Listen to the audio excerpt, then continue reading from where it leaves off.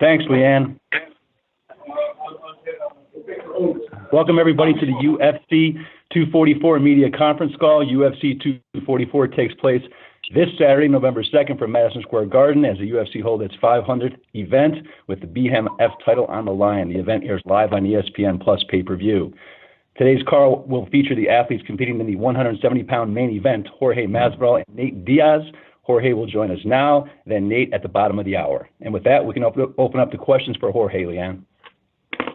Well, I'm going to make a statement real quick before the questions get asked real quick. Is class in session? Is everybody listening?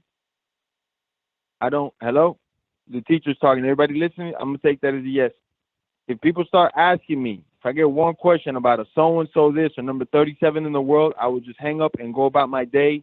I don't want no questions regarding other people. I got a main event to take care of. The media's always asking me about so-and-so from another planet. I don't care. One chance only. So don't mess it up for your teammates and co-workers. Don't ask no stupid questions because the interview's over. I got shit to do. Let's go. If you'd like to ask a question, please signal by pressing star 1 on your telephone keypad. If you're using a speakerphone, please make sure your mute function is turned off to allow your signal to reach our equipment. Again, please press star 1 to ask a question.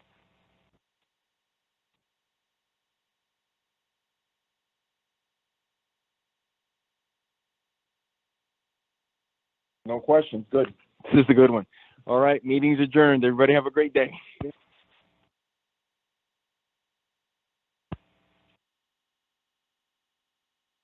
Give them another minute, get their stuff together, and then we got things to do. Damn right. Always got the. Okay, Leanne, we are good to start with Smart again. And we'll take our first question from Damon Martin with MMAfighting.com. Hey, Jorge, thanks for taking the time. I know the pressure's on. I'll open with this Nate Diaz specific question, which was all the craziness that happened last week. It really didn't affect you because you weren't involved in that whole situation. But what was your mindset when, like, over that 24-hour period, we weren't sure if the fight was happening and you were kind of stuck in limbo? Like, did you change anything or to deal with anything, or did you just kind of go about your business? Well, it was longer than 24 hours, I think, the totality of it. So by, like, day number 2, anxiety hit, and about 2 pizzas later and hot fries and other things that I shouldn't have put in my body, the coaching staff got a hold of me, and they were able to calm the anxiety down, and then we went about business. But, yeah, if I get anxiety or depression, things like that, I take to eating. So they stopped me on my tracks, but we're all good. Everything's good, ready to go. Yeah. Obviously, your last 2 fights, you've had a couple of huge knockouts. Now, you've been a veteran. You've been around the sport and picked up a lot of big wins during your career. But I know I've spoken to you in the past about the frustration you dealt with when you had split decisions and close decisions and things like that. What do you feel like has been the biggest change in your mentality or your training with these past couple of fights as you go into this Nate Diaz fight, where you've kind of got this killer instinct where you're going out there and really, putting guys away that way and no longer, getting the judges involved? Well, it's on the mindset. I got the book coming out. It's coming out not yet, but it's going to come out soon. It's going to be everywhere, man. You can get it at gas stations, Barnes and Nobles, Toys R Us, anywhere it's going to be at. And that's going to dictate the mindset. On the physical side, we can't talk about that too much because it's like the secret sauce preparation, what I do and how I prepare and stuff.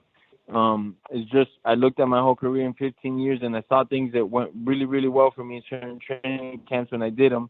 And I saw things that were maybe incredibly tough or we thought were doing well, but the actual results were maybe me being flat or things like that. So we got everything that actually worked, amplified it to the max, and things that didn't work, cut them. Maybe I just do them like off camp. So it was just I got one of those guys that, and I'm not joking about this, like those analytic guys for Google that come in and see where a company's doing good and bad. We got one of those dudes, brought him into the camp, gave him all the data, and that's what we've been doing, man. So I can't get too much into it either because I spent a lot of money paying that dude things. But, yeah, man, we're kicking ass. We all know how tough Nate Diaz is. Jorge obviously has been around the sport for a long time, fought everybody, and he's a very good guy. And he's been a really tough guy to put away. Outside of maybe that Josh Thompson fight, it's the only one I can think of over, the last however many years he's actually, been stopped in a fight. Do you believe, looking at this fight, you had ability to put him away, but are you also prepared for the fact that this may go deep, 25 minutes, 5 rounds, hard rounds with a guy who is notoriously hard to put away? Well, I'll answer you 2 questions. I'm that dude that pops cherries. His cherry has been popped already, but I'm that dude that pops cherries. This dirty motherfucker right here is popping cherries. Ben Askren had never been knocked out when I got a hold of him. The dude from England had never been knocked out when I got a hold of him. And the list goes on and on. If you look through my career, I put an end to a lot of guys never been knocked out, never been stopped. So that another tough guy to knock out, or a guy that's never been knocked out, I don't care about him. I never care about my opponent, especially now. I care about Gamebred, and Gamebred is only going for the off button. You know, that's the only thing I'm trying to do, is take this guy out of consciousness for a while. You know, that's my job. That's entertainment. That's the only way I can get the bills paid. Let me tell you something. I did this sport for so long, and if you look at some of my masterpieces that I've painted in the past, people didn't appreciate shit of it. They could care less whether it was a decision I won or lost. They didn't give a damn. All they want to see is pure violence, and he put people to sleep in a very bad way.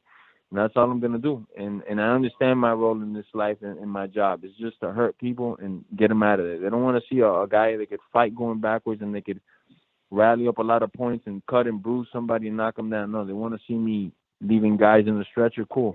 I'm in. Thanks, Jorge. I appreciate it. And our next question comes from Mark Raimondi with ESPN. Hey, George. How's it going, man? Good. So, and from now on, to all the classmates in session, Mr. Masvidal will be appreciated. I would like Mr. Masvidal, please. Por favor. And I'm older than a lot of you guys. Well, there we go. Mr. Masvidal, when was the first time you actually heard about Nate's situation last week? Was it just a tweet that he sent out? Yeah, it was a tweet that I sent out, and I got I got immediately 15 text messages, and not that many people even got my number, which is what fucking bothers me. So I got to switch my number again after this fight. Yeah, man, and it was fucking nuts, you know. I was like, what the fuck now? But that's photoshopped, you know. And then I digged a little harder, and it wasn't photoshopped. And then, you know, fucking a little bit of anxiety came. Not anxiety in the sense that I thought Nate was a cheater, because I never thought that he was a cheater. Just that, just the absurdity of man, they might pull my fight because some lab screw up, because some fucking weird ass shit, you know. I don't want to diss on USADA either, because I think they've cleaned up a lot of the sport, but it's not 100% right yet, you know. So that uncertainty gave me tremendous anxiety, and I deal with anxiety by eating. So fucking your boy got fat, man. But you're not going to miss weight, right, on Friday? My brother, I never missed weight in my whole career, and if I didn't miss at 155 pounds, you better believe I'm not missing now. The biggest night of my fucking career, there's not a chance, my brother.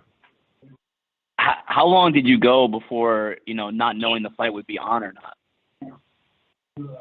I don't know. It felt like 2 days almost, you know. I was calling Hunter from the UFC. I was calling my manager. A lot of people got a fucking earful, you know. And are you confident right now, as we speak, that the fight is going to happen on Saturday?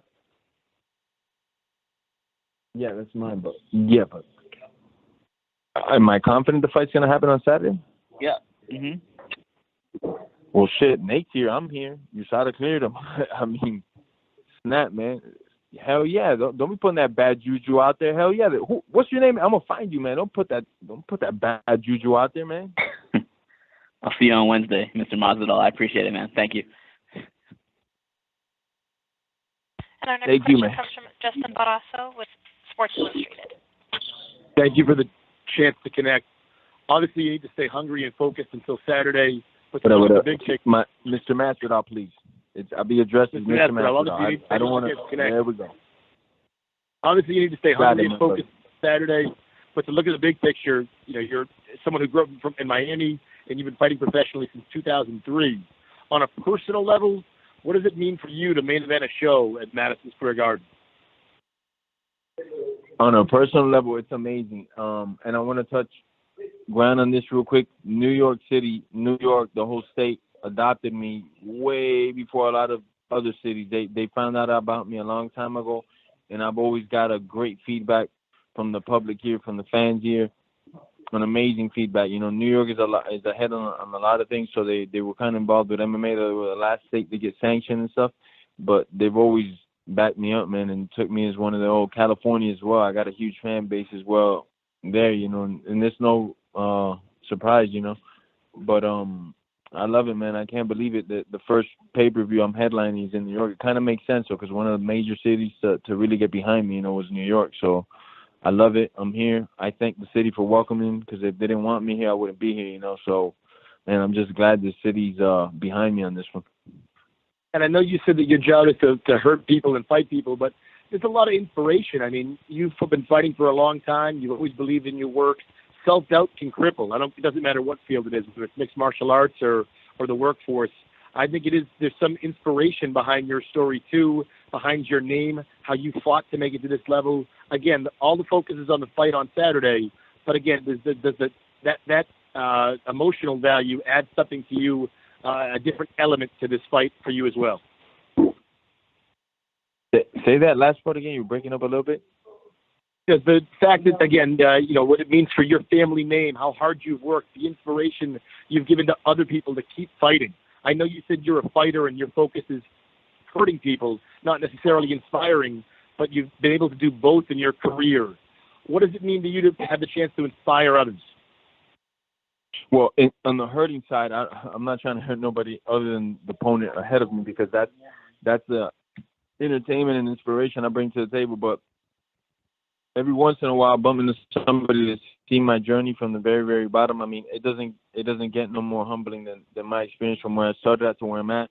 As long as I've been competing, as many as so-called losses I've had, and I just kept on trucking. As my coach says, put the hard hat on and get to work, Mr. Mike Brown, and that's what I've been doing for 16 years, man. I just put that hard hat on and get to work. Don't care what happens, injuries, opponents backing out, going to other countries last minute notice, not getting decisions to go my way, though I outstruck, outgrappled, and kicked somebody's ass, and just saying to myself, man, I'm just gonna keep doing this till I am at the very, very top. So every once in a while, I run into somebody that's seen that journey, and man, it could almost bring tears to my eyes, man, if I was allowed to cry. When you tell me these things and how they've seen my journey and it's motivated them to go other places. I love to hear that, man. Because when I first started, I didn't think I'd be motivating people to bring out the best of them. But, competition a lot of times can bring out the best in people, It has brought up the best in you, too. My last question, thank you again. On the title, the addition of the title, the fight doesn't need it because the fight stands alone in and by itself. But it adds another element to this fight of excitement.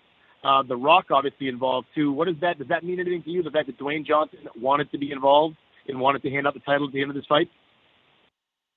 No, it's definitely nuts, man. The Rock is an action star, man, and I've met him before in the past. He's a good dude. We met once in person at an American Top Team. Dan Lambert had flown him out, and he met a couple of his fighters back then. This was maybe like 5-6 years ago, and I just thought he didn't know who the hell I was, and he was just a cool person. That was, I think, the coolest thing, that he was just such a down-to-earth person, being who he was back then. And I was basically virtually unknown. I was fighting already in the UFC, but nobody knew who the hell I was, And he treated me with the utmost respect, and I think that to me is amazing, Amazing. Good luck on Saturday. Thank you so much for the time. So, yes, sir. And our next question comes from Chad Dundas with The Athletic. Hey, Mr. Masvidal. Just one question for you today. During the lead up to this fight, you and Nate Diaz have both been very respectful for each other. Can you tell me what it is specifically about Nate that has earned your respect? And then what is it about you that you think he respects as well? I think it just comes down to we both fight, and we're dogs in that cage. But at the same time, we see the bullshit, and we don't want to play in the bullshit. You're not going to tell me jump or wear a suit or do this. I'm going to do what the F I feel like and when I want to do it. It's probably the reason it's taken me so long to get the UFC to truly get behind me. And on the same token, he's been the same dude from his side of the country, doing his thing his own way. And we both see it, and we can salute each other. We're going to go to war and everything, but no matter what happens, I got nothing but praise and admiration for Nate, I like what he's done and how he's carried himself, So hell yeah, man. Kudos to him. Now let's get this fight shit going on. Thanks. And our next question comes from Sean Ross Sapp with Fightful. Hey, Mr. Masvidal, thanks for the time. Dana White has said that this title wouldn't be something that would be defended, but is it something that you would want to defend anyway, even beyond Nate Diaz? I had to sit down with my management group and see what they want me to do, you know. Because if Dana and these people are saying it's just a one-time thing, it's a one-time thing, I might be defending it against, you know, somebody that could bring that type of hype back out. You know, we'll have that title sitting there. You know, maybe King Kong, maybe Godzilla. I don't know, one of these superstars. I won't give punks in my division, not all my division, because there's some studs, there's some killers in my division, but I don't even want to mention guys' names and make them famous. But there's a lot of guys that I wouldn't give them a shot because they're just punks, man, and they fight like crotch snippers that they are, so they wouldn't get a chance to even compete for that belt, man. Because you got to be a bad motherfucker to compete for the belt, right? We're in agreement on that at least? Yeah, and have you had any input on the title or? Ain't too many. Oh, sorry. No, I haven't had any input. And there isn't too many bad motherfuckers at my division. There is some, but there just isn't that many, you know, as many as people think at least. Speaking of people in your division, what did you think of Ben Askren's loss this past weekend? Well, you could, wait up, my brother. You could jeopardize this interview for everybody. I clearly said I don't want to be answering no questions about nobody. No apologies. Get all upset. They're gonna get all upset at you. We're not making nobody famous. This will be the last. Well, how do you say this? The last. What's the word I'm looking for? The last warning, my brother. You know, class is in session. Let's pay attention now. Thank you. You got it. And as a reminder, that is star one to ask a question. Our next question will come from Nolan Kind with MMA Junkie. Hey, thanks for joining us today, Mr. Masvidal. Have you had the chance to be able to see the belt yet? Have you got a preview, or the title itself, will it be the first time that you see it will be in the cage on Saturday? No, sir. I haven't seen anything of the belt. I haven't seen nothing, man, to tell you the truth. Not even like a sneak peek or nothing. I mean, I got spies everywhere, and nobody's been able to give me even like a screenshot or a quick pic of the thing. Nothing, man. I have absolutely no idea what this video could look, what this belt could look like. Thanks. Appreciate it. And our next question comes from Steven Morocco with MMAfighting.com. Hey, Mr. Masvidal, you mentioned earlier in the call that you think that some things could be improved in the whole process with USADA in situations like this. What specifically do you think could be improved? We're going to need a long conversation about it. But let me make this clear. I think USADA has moved my sport forward in ways that I couldn't have imagined. There was a time already where I was getting fed up with what was going on with the substance abuse, and they've chopped down a lot of it, you know. Can it be tighter and better? Yes. But I'm also, in that sense, I'm like, you know, I'm a very intense individual. I just always think it could be better and better and better. You know, I could sit down with USADA and give them like my opinions on it, but I want to say they've done a great job. You know, guys like me are shining because of USADA now, you know, because there was a time where everybody was looking like Captain America and Wolverine, and the guys that are natural, you know, weren't shining as much. I'm able to send these people into outer orbit now because the system is at a much more of a playing field. I want to give big kudos to USADA. Can it be better? Yeah, it could be better. Did you have any communication with them during this whole episode? I mean, just my regular testing and stuff that I tested, but no, I don't have no communications with them and stuff. Were there ever any alternate scenarios planned or proposed to you when this was kind of all up in the air, as far as what would happen at UFC 244 or rescheduling another opponent, anything like that?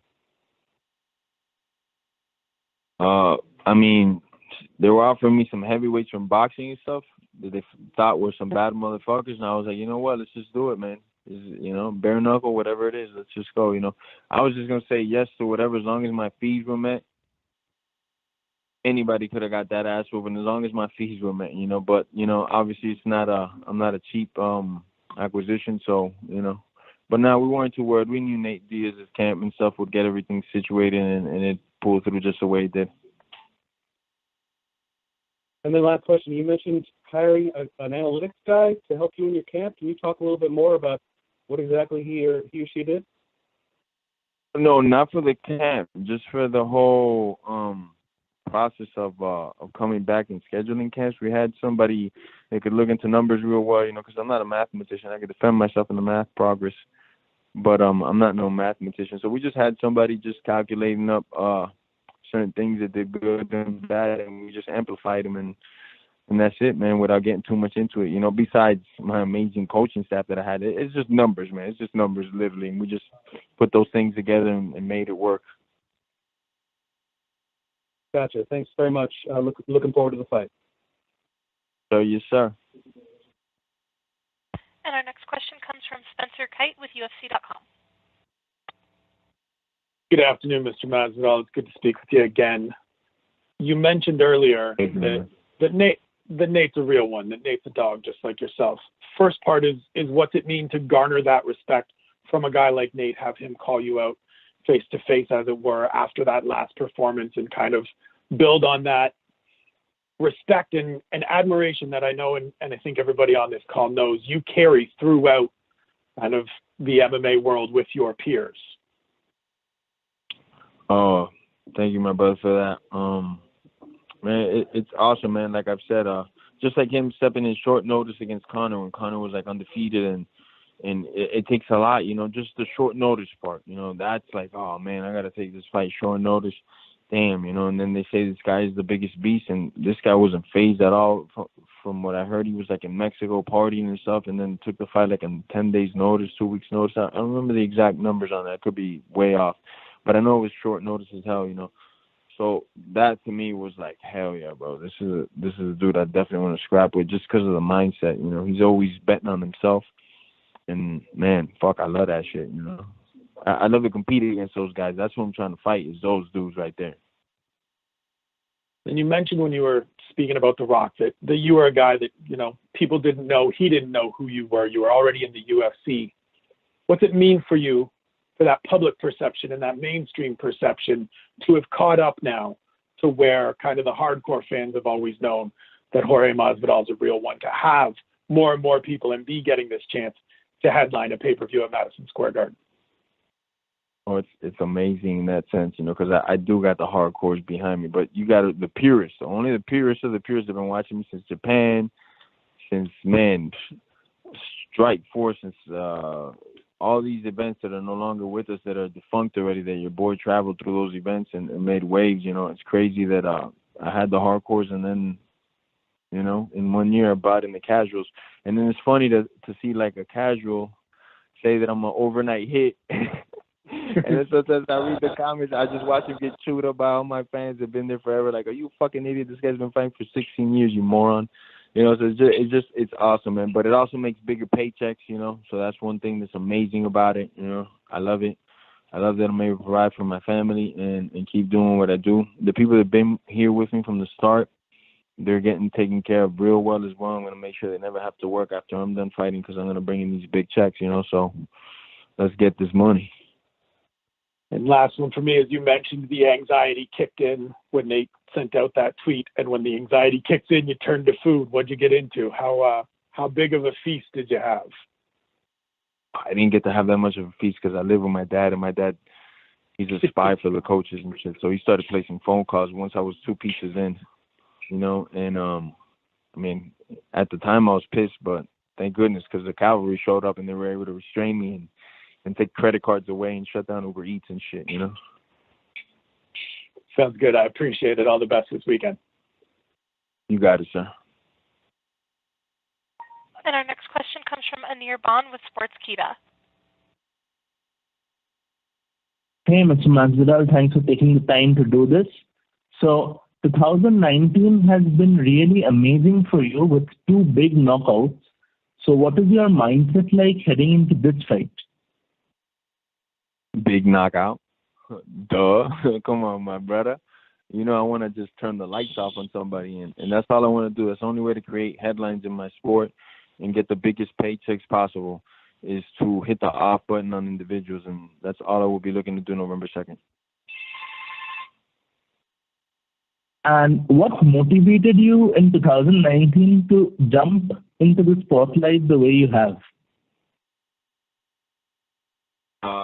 I didn't, you know, I was looking back at my career, which up till 2019 wasn't a bad one. I think a lot of people would be more than confirmed to have done half of what I had done up to that point.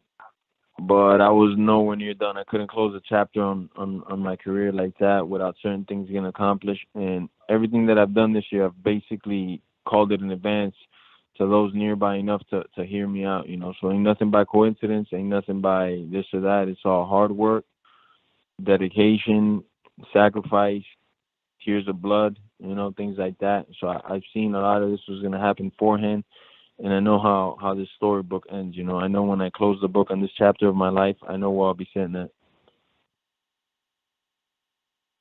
And finally, my last question, what is the significance of the BMF title for you? Say it again, my brother. I didn't hear that last part. Yeah. What is the significance of the BMF title for you? The signature, you said? Oh, significance. I'm sorry. The significance, the importance. Yeah. I didn't say this, the president did. The world is saying it. The whole company of the UFC is saying it. The winner of this, which is me, is the baddest motherfucker they've ever seen in their roster in the years in the other years of the company running the history of the company. So shit, I don't think I could elaborate on that anymore. I'm the baddest motherfucker there was, with this belt, That's what it says on the belt, BMF. Sheesh. Thanks so much for taking the time, and best of luck for your fight this weekend. Appreciate it, man. Big shout out to India, man. Thanks. We really appreciate it. Yes, sir. And our next question is from Simon Samano with MMA Junkie. Hey, Mr. Masvidal, thanks a lot for the time. Earlier this year, back in January, you were on MMA Junkie Radio, and you were lamenting a missed opportunity to be able to fight Nick Diaz, who you were linked to just before that. Can you sort of talk about just how crazy it is to think that you go from January, lamenting an opportunity to fight Nick, to now you and Nate, his younger brother, reaching this ultimate moment in your guys' careers? Yeah, it's amazing, man. I remember at the moment I was a little heartbroken because I had stepped away from the sport for a year. I came back, and obviously I'm excited. I'm like a kid in a Christmas store, the same way when Nate called me out that Nick in my fight is going to materialize. So when that doesn't happen, I was devastated. Anxiety took over as well, and I went back to my eating ways. But I was able to get a call shortly after saying that I'd be fighting Till. So it was a good thing. I went from one big fight to another big fight, and that's what kept me in line. And then the big fights have just kept rolling in. So it's just an example to everybody out there listening. Zero in on your goals. Just focus on what you got to do and get it done. One of the things that you said in that interview on MMA Junkie Radio was you specifically said, quote, "Damn, I miss fighting so much." What was your mindset in that time? Like, were you in a period of depression? Were you down because, you were away from fighting for so long? Like, where were you at in your head at that point? I was coming off 2 losses, and I was in the darkest of the dark places I've been to, and I get into some dark places from time to time. So I slowly but surely started coming out, and when the person that came out of that dark place is not the person that went into that dark place, that person is no longer with us. That old game bred expired. The new one here is just ready to go. He was missing fighting. He also reminded and remembered how much fighting is him. It's in my DNA from everything I've done from my childhood to now. It's just who I am. But you get a little dull being at the office all day long, 9 to 5, constantly clocking in. You get bored of that computer or that chair. You need to just step back for a little bit and see the bigger picture. And I was able to do that, get my mind right, and here I am. And then the one thing I wanted to ask as well is, before you got booked against Darren Till, I think when we found out that you were getting booked against Darren Till, I think a lot of people may have looked at it as, okay, this is set up in such a way that Darren Till can bounce back against Masvidal coming off this long layoff, and he's got name value, et cetera, et cetera. I'm assuming maybe that was something. Was that something that went through your mind, that you thought that maybe the UFC was trying to set up Darren Till with a comeback against you? Man, I wanna say you're a mind reader. Maybe you know somebody, huh? But yeah, in all honesty, maybe they were, maybe they weren't. Me, I was just licking my chops, man. Like, man, I can't believe they're gonna give me this dude, because I know that they've been pushing him real hard, And I kind of, in a way, was like, man, I beat that dude Cowboy too. I beat him first, and I didn't get the same push that he got after the Cowboy fight, So I was like, I want to fight this dude. I want to hurt him. It's not that I dislike him on a personal level, nothing like that. I think the kid's cool, but I just want to scrap, man. And I know coming back, me having lost to Thompson, him having beat Thompson for a fact, from the betting odds to the UFC, that was the guy. You could tell on that whole, I was the main event as well on that thing. It was me and him, and they barely showed any clips of me. They didn't even send a camera crew out for me, to tell you the truth. They didn't do anything to promote me, to promote who Gamebird is. And it was cool, you know. The UFC had to learn the hard way, you know. And I'm glad to teach the UFC lessons, life lessons, like, hey, don't ever underestimate me. And I definitely just wanted to get in there, you know. And also, Till was having a problem getting opponents. I was like, let's go, man. What's all this bullshit about? I'm ready to dance. You want to go? Let's go. And then the last thing, I guess, playing off that is, it's safe to say then that you take a lot of pride in the fact that you have grabbed this opportunity by the horns and made the most of it, correct? Nothing was handed. Damn right. Damn, I couldn't have said it better. Damn fucking right, man. Since I came back, I've seen everything that was going to unfold and unravel. I looked at the whole landscape. I looked at number 1 through number 10, and I said, man, I'm going to have a field day if they let me back in here. If they don't stop me from fighting this year, I'm going to hurt a lot of feelings, and that's all I've been doing, man. I'm telling you, this year was big. Next year's going to be bigger. Thanks. Appreciate the time, man. Yes, sir. And I'd like to turn the conference back over to Chris Costello for any additional remarks. Made me work. Use brain power. 34 minutes of answering questions.